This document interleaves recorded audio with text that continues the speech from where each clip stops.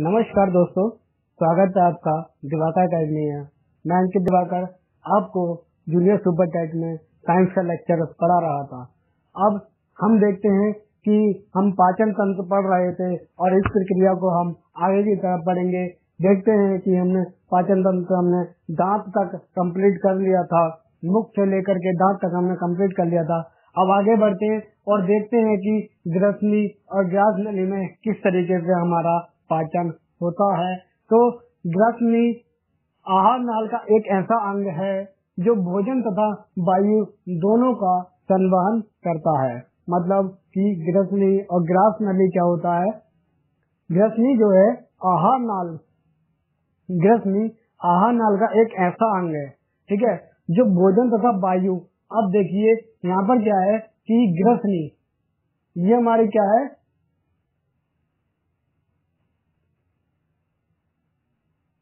मुख, ठीक है। यहाँ पर आई तो इसको हम क्या कहेंगे? ग्रसनी। क्या कहेंगे हम इसको? ग्रसनी। यहाँ पर हमारा क्या होता है? युवला। क्या होता है? युवला। ये युवला हो गया। इसके नीचे क्या होती है हमारी? यहाँ पे एपिथोग्लाइटिस लगा होता है यहाँ पे, ठीक है। और इसके नीचे ये हमारा क्या कहलाएगा? ग्रसनी। क्या कहलाएगा? ये हमारा ग्रसनी। ये हमारा ग्रसनी होता, ठीक है, ठीक है। ये हमारा ग्रसनी हो गया और इसके नीचे युवला हो गया। फिर यहाँ पे क्या आएगा? ग्रास नली। ग्रास नली, ठीक है। ये क्या हो गया? ग्रास नली। मतलब भोजन ग्रसनी में आया, ग्रसनी से फिर युवला ने इस भोजन को, यहाँ पर क्या होता है, इधर से ये हमारा एयर पास हुई और इधर से क्या आया? भोजन। तो दोनों कहाँ पर मिलते हैं? यहाँ पर ये ग्रसनी में मिलते हैं। तो वही लाइन लिखिए कि ग्रसनी आहार नाल का एक ऐसा अंग है जो भोजन तथा वायु दोनों का संवहन करता है। ग्रसनी से भोजन ग्रास नली की सहायता से अमाशय में पहुंचता है। अब ग्रसनी से भोजन, यहाँ से भोजन आया, युवला से टकराया, युवला ने क्या उसको रास्ता दिया और कहाँ गया? एपिथोग्लाइटिस में गया, ग्रास नली। ग्रास नली में पहुंचा, हमारा भोजन कहाँ पहुंचा? ग्रास नली में। एपिथोग्लाइटिस ने यहाँ भोजन को रोका। अब भोजन को जाने के लिए कहाँ? अमाशय में। अमाशय में जाने दिया और एयर को कहाँ जाने देता? फेफड़ों में। कौन? एपिथोग्लाइटिस, ठीक है।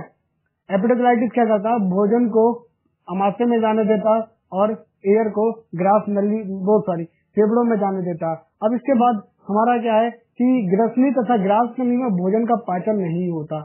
मतलब ग्रसनी और ग्रास नली में क्या होता है? भोजन नहीं पचता। मतलब कहने का मतलब यह है कि ग्रसनी और ग्रास नली में भोजन का पाचन क्यों नहीं होता? क्योंकि ग्रसनी और ग्रास नली में किसी भी प्रकार का कोई एंजाइम नहीं पाया जाता है। जहाँ पर एंजाइम पाया जाएगा वहीं पर हमारा भोजन का पाचन होगा, ठीक है। ग्रसनी और ग्रास नली में हमें ये देखा कि ग्रसनी और ग्रास नली में पाचन क्यों नहीं होता? क्योंकि वहाँ पे किसी भी प्रकार का कोई भी एंजाइम नहीं पाया जाता है। अब इसके बाद करते हैं हम, जब भोजन यहाँ पर इधर आया तो इसके बाद कहाँ आएगा? भोजन अमाशय में आएगा। तो भोजन जब अमाशय में आएगा तो उसके बारे में पढ़ लेते हैं, क्योंकि भोजन अब अमाशय में आ गया है। तो अमाशय में प्रोटीन का सर्वाधिक पाचन होता है। मतलब प्रोटीन का कितना? लगभग 70% पाचन प्रोटीन का हो जाता है। लगभग 17%, ठीक है। लगभग 70%। कितना परसेंट पाचन हो जाता है? 70% पाचन प्रोटीन का हो जाता है। बचा कितना? 30%। मतलब इसमें क्या होता है? इसमें 70% पाचन हो जाता है और बचा कितना? 30%। 30% पाचन अभी बचा हुआ है। इसके बाद है कि प्रोटीन का पाचन पैप्सिन और रेनिन एंजाइम के कारण होता है। भाई हमारी जो स्टोमच है, ठीक है ना, जो अमाशय है, उसमें पैप्सिन और रेनिन नामक दो एंजाइम प्रेजेंट होते हैं, जिसकी वजह से हमारा प्रोटीन का पाचन होता है। पैप्सिन एंजाइम हमारा जो सामान्य प्रोटीन होते हैं उनका पाचन करता है, और जबकि जो रेनिन एंजाइम होता है वो दूध में जो उपस्थित कैसीन प्रोटीन होता है, ठीक है ना, दूध में प्रेजेंट कैसीन प्रोटीन का पाचन करता है और दूध को हमारा किस में बदल देता है? दही जैसा में बदल देता है, ठीक है। तो अब इसमें पैप्सिन और रेनिन एंजाइम के कारण क्या होता है? प्रोटीन का पाचन होता है, ठीक है। पैप्सिन एंजाइम सामान्य प्रकार का प्रोटीन का पाचन होता है, जबकि रेनिन एंजाइम दूध में प्रेजेंट कैसीन प्रोटीन का पाचन होता है। अमाशय में क्या होता है? एक जठर ग्रंथि होती है। अमाशय में क्या होता है? जठर ग्रंथि पाई जाती है, अमाशय में गैस्ट्रिक जूस पाया जाता है, ठीक है, गैस्ट्रिक ग्लैंड पाया जाता है अमाशय में।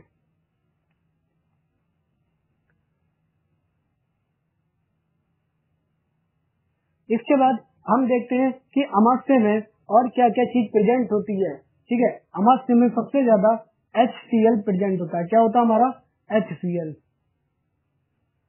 HCl क्या, एक स्ट्रॉन्ग एसिड है, ठीक है। हमारा अमाशय में जब HCl प्रेजेंट होता है तो हमारा पेट जलता क्यों नहीं है? हमारा अमाशय जो होता है, जो स्टोमच है हमारा, वो जलता क्यों नहीं है? क्योंकि एसिड से त्वचा पीली पड़ जाती है, ठीक है। एसिड यहाँ पे गिरता है वो पीला पीला फफोले पड़ जाते हैं, लेकिन हमारा जो अमाशय है वो हमारा कंटिन्यू वर्क करता है।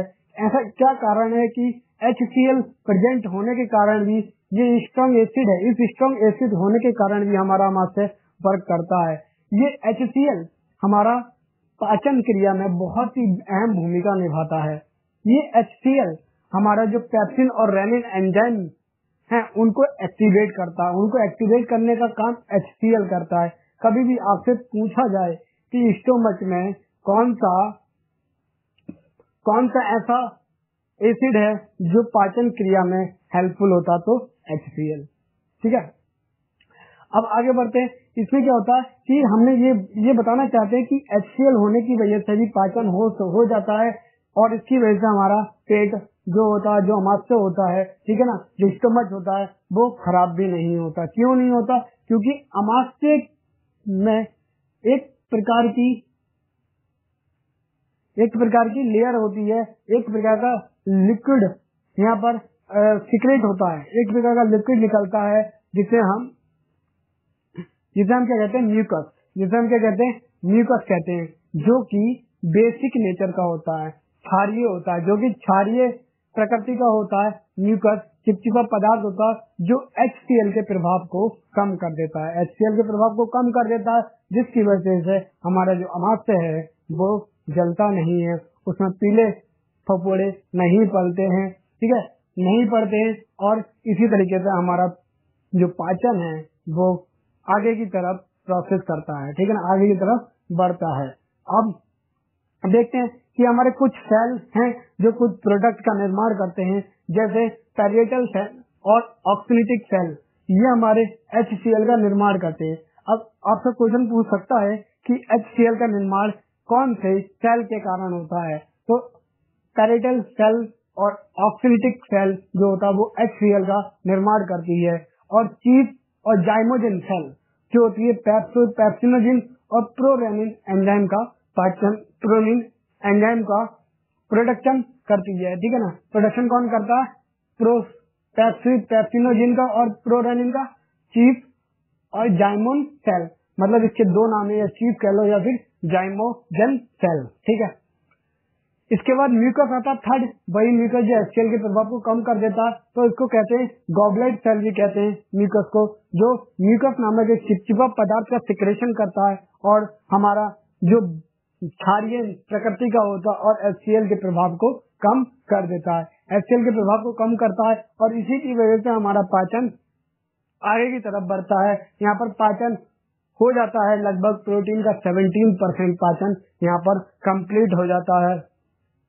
अब इसके बाद हम देखेंगे पाचन, अमाशय के बाद हम कुछ ऐसे ग्लैंड देखेंगे, जैसे हमारा आपका वो हो गया, क्या नाम है उसका, पित्त रस हो गया, ठीक है, पित्ताशय हो गया, लीवर हो गया, हमारा पैनक्रियाज हो गया। इनके बारे में अब हम पढ़ेंगे, ठीक, छोटी आंत, बड़ी आंत, इन सब के बारे में अब आगे थोड़ा पढ़ेंगे। तो अब हम क्या देखते हैं, उनके कार्य देखते हैं कि किस तरीके से जो हमारे पेप्सिन और रेनिन एंजाइम है वो कार्य करते हैं, ठीक है। तो देखिए पेप्सिनोजिन क्या होता है? ये पेप्सिनोजिन एक्टिवेटेड होता है किसके कारण? HCl के कारण। पेप्सिनोजिन एक्टिवेटेड होता है HCl के कारण, किसमें? पेप्सिन में, ठीक है। अब पेप्सिनोजिन हमारा जो एंजाइम था वो बना, ठीक है ना, लेकिन उसको कन्वर्ट किसने किया? HCl ने। किसने कन्वर्ट किया? पेप्सिन ने। अब पेप्सिन यहाँ पे एक्टिवेट हो गया, ठीक है। पेप्सिनोजन को एक्टिवेट किया HCl ने, किसने? पेप्सिन एंजाइम ने। ठीक है, ये क्या करता है? पेप्सिन एंजाइम प्रोटीन को क्या करता है? प्रोटीन को पेप्सिन एंजाइम से जब कांटेक्ट में आता है तो ये पॉलीपेप्टाइड प्लस पेप्टोन में कन्वर्ट कर देता है। मतलब प्रोटीन को पेप्सिन एंजाइम पॉलीपेप्टाइड और पेप्टोन में कन्वर्ट कर देता है। इसी तरीके से प्रोरेनिन एंजाइम, जो रेनिन एंजाइम होता है वो प्रोरेनिन जो होता है वो इनएक्टिव में होता, लेकिन उसको एक्टिवेट कौन करता है? HCl करता है। तो HCl किसमें? प्रोरेनिन को करता है? रेनिन एंजाइम में। ठीक है, तो यहाँ पर जब रेनिन एंजाइम एक्टिवेट हो जाता है तो क्या करता है? ये कैसीन प्रोटीन का पाचन करता है। ठीक है, जो दूध में प्रेजेंट होता है। अब दूध जब ये कैसीन प्रोटीन के कांटेक्ट में आता है तो ये कैल्शियम पैरा कैसिनेट में कन्वर्ट कर देता है, मतलब दही में कन्वर्ट कर देता है। कौन? Rennin enzyme. किसको? कैसीन प्रोटीन को। कैसीन प्रोटीन को rennin enzyme calcium para caseinate में कन्वर्ट कर देता है, दही में कन्वर्ट कर देता है। अब इसके बाद देखते हैं कि हमारे दूध में, जो हमारा दूध होता है उसमें दो तरह का इसमें पाया जाता है। एक प्रोटीन पाया जाता है और दूसरा शुगर पाया जाता है। दो तत्व पाए जाते हैं, प्रोटीन और दूसरा शुगर। तो प्रोटीन कौन सा होता है? कैसीन प्रोटीन होता है, जिसके कारण दूध का रंग सफेद होता है। आपसे पूछ सकता है कि दूध का रंग कौन से प्रोटीन के कारण सफेद होता है, तो ऑप्शन में कैसीन प्रोटीन जरूर दे रखा होगा, तो वहां पे कैसीन प्रोटीन आंसर होगा, राइट। ठीक है, अब आगे बढ़ते हैं। तो शुगर कौन सा होता है? दूध में लैक्टोज होता है, जिसके कारण जो दूध होता है उसका स्वाद मीठा होता है। लैक्टोज शुगर के कारण दूध का स्वाद मीठा होता है। ठीक है, अब इसके बाद हम आगे प्रोसेस पढ़ेंगे छोटी आंत। ठीक है, छोटी आंत पढ़ेंगे। ठीक,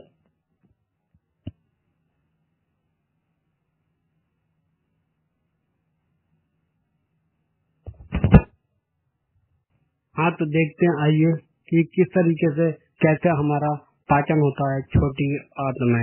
ठीक है, छोटी आंत में हमारा किस तरीके से पाचन होता है ये देखते हैं। देखिए दोस्तों, अब हम छोटी आंत के बारे में पढ़ेंगे। तो छोटी आंत की जो लंबाई होती है वो 22 मीटर के अप्रॉक्स होती है, 22 मीटर के अप्रॉक्स होती है। ठीक है, अब छोटी आंत जो होती है वो किन किन चीजों से मिलकर बनी होती है, कौन कौन से पार्ट होते हैं छोटी आंत के अंदर जो निर्माण करते हैं। ठीक है, हमारी छोटी आंत का। ठीक है, तो ड्यूडेनम होता है छोटी आंत में, जेजनम होता है और इलियम होता है। ठीक है, ये हमारे तीन इसके भाग हैं छोटी आंत के। ड्यूडेनम क्या होता है? ड्यूडेनम, यहाँ पर भोजन का सर्वाधिक पाचन होता है। यहाँ पर दो प्रकार के जूस पाए जाते हैं। ड्यूडेनम में क्या होता है? ड्यूडेनम में दो प्रकार के जूस पाए जाते हैं। ठीक है, एक तो हमारा पैनक्रियाटिक जूस होता है और एक हमारा बाइल जूस होता है। पैनक्रियाटिक जूस मतलब पैनक्रिया से निकलता है, ये हमारा क्या है? स्टोमच है। क्या हमारा? ये स्टोमच। ठीक है, स्टोमच हुआ। अब यहाँ पर इस एरिया में क्या होता है? ये हमारा पैनक्रियाज होता है। ठीक है, ये हमारा क्या? पैनक्रियाज। और इधर साइड में हमारा क्या होता है? ठीक है, ये हमारा लिवर, ये हमारा क्या? लिवर, ये लिवर है। ठीक है, और लिवर किससे कनेक्ट होगा? कनेक्ट होता हमारा, ये इसको हम कहते हैं पित्ता। ठीक है, पित्ता कहते हैं इसको, पित्ता कहते हैं। तो पित्ताशय से जब जुड़ा होता है तो यहाँ पे पित्ताशय होता है, ये पित्ताशय। ठीक है, पित्ताशय से कौन जुड़ा होता है? लिवर।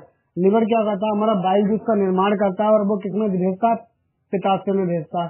फिर उसके बाद पित्ताशय क्या करता है कि इसको हमारा यहाँ पर ड्यूडेनम होता है ये भाग, तो यहाँ पर क्या करता है? ये पैनक्रियाज होता है, ये पैनक्रियाटिक जूस इसके अंदर भेजता है।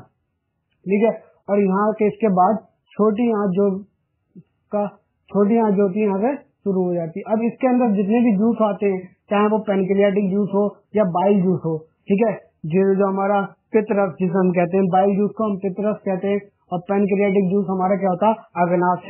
अग्नाशय रस होता है। ठीक है, अग्नाशय रस होता है। ये दोनों क्या होते हैं? ये हमारे क्षारीय प्रकृति के होते हैं। क्या होते हैं? ये हमारे क्षारीय। ठीक है, ये हमारे दोनों क्या होते हैं? ये क्षारीय प्रकृति के होते हैं। कौन? बाइल जूस और हमारा पैनक्रियाटिक जूस। अब हम इसके बाद बात करते हैं कि पैनक्रियाटिक जूस किस तरीके से काम करता है, भाई हमारी बॉडी में किस तरीके से काम करता है पैनक्रियाटिक जूस। तो पैनक्रियाटिक जूस के कारण हमारे भोजन का जो 95% पाचन हो जाता है। कितना? 95% पाचन यहाँ पर हो जाता है। अब इसमें क्या होता है कि इसमें भोजन को पचाने वाले विभिन्न प्रकार के एंजाइम पाए जाते हैं, जैसे कि कार्बोहाइड्रेट का जो पाचन होता है इसमें कितना 95% हो जाता है, 95% इसमें कार्बोहाइड्रेट का पाचन होता है।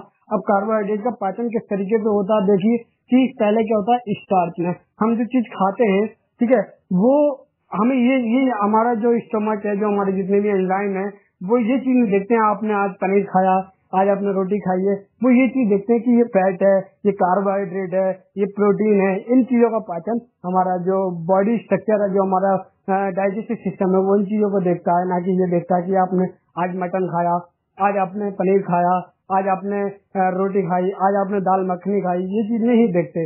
वो क्या चीज देखते हैं, हमारे प्रोटीन देखते हैं, फैट देखते हैं, और हमारा जो कार्बोहाइड्रेट है उनका पाचन होता है। अब कार्बोहाइड्रेट में क्या होता है, स्टार्च होता है। स्टार्च का पाचन किस तरीके से होगा, एमाइलेज एंजाइम के कारण किसमें ब्रेक होगा, माल्टोज में ब्रेक होगा। कौन, स्टार्च। स्टार्च जब माल्टोज में ब्रेक हो जाएगा, अब माल्टोज के एंजाइम के कारण किसमें ब्रेक हो जाएगा, ग्लूकोज और ग्लूकोज। अब ये ग्लूकोज एक तो फ्रक्टोज है और एक सुक्रोज है, ठीक है ना, एक सुक्रोज और एक लैक्टोज है, ठीक है, ये दो ग्लूकोज है। अब सुक्रोज जो होता है वो हमारा सुक्रोज एंजाइम के कारण ग्लूकोज और फ्रक्टोज में कन्वर्ट हो जाता है। मतलब ये जो ग्लूकोज लिखे, एक ये हमारा सुक्रोज है और एक लैक्टोज है, ठीक है, एक सुक्रोज और एक लैक्टोज। तो सुक्रोज जो होता है वो हमारा किसमें, सुक्रेज एंजाइम के कारण ग्लूकोज और फ्रक्टोज में कन्वर्ट हो जाता है। और जबकि हमारा लैक्टोज जो होता है, लैक्टोज वो किसमें, लैक्टेज एंजाइम के कारण हमारा ग्लूकोज और गैलेक्टोज में कन्वर्ट हो जाता है, गैलेक्टोज में, ठीक है। ये हमारे क्या होते हैं कि जो हमारे पॉली को किसमें ब्रेक करती है, सिंपल में, और सिंपल ब्रेक होता है हमारे एनर्जी की फॉर्म में, ठीक है। हमारी बॉडी को एनर्जी मिलती है, ठीक है। कार्बोहाइड्रेट का जब ये छोटे छोटे पीसेस में ब्रेकडाउन होता है, तो इस ब्रेकडाउन के होने से क्या बोलती है, हमारी बॉडी को एनर्जी मिलती है। आज थोड़ी तबीयत खराब होने के कारण आवाज थोड़ा अजीब सा हो रहा, ठीक है। अब इसके बाद हम पढ़ते हैं प्रोटीन का पाचन किस किस तरीके से होता है, कैसे प्रोटीन जो कॉम्प्लेक्स प्रोटीन है उसको सिंपल में कैसे कन्वर्ट करते हैं, ठीक है। तो आइए देखते हैं।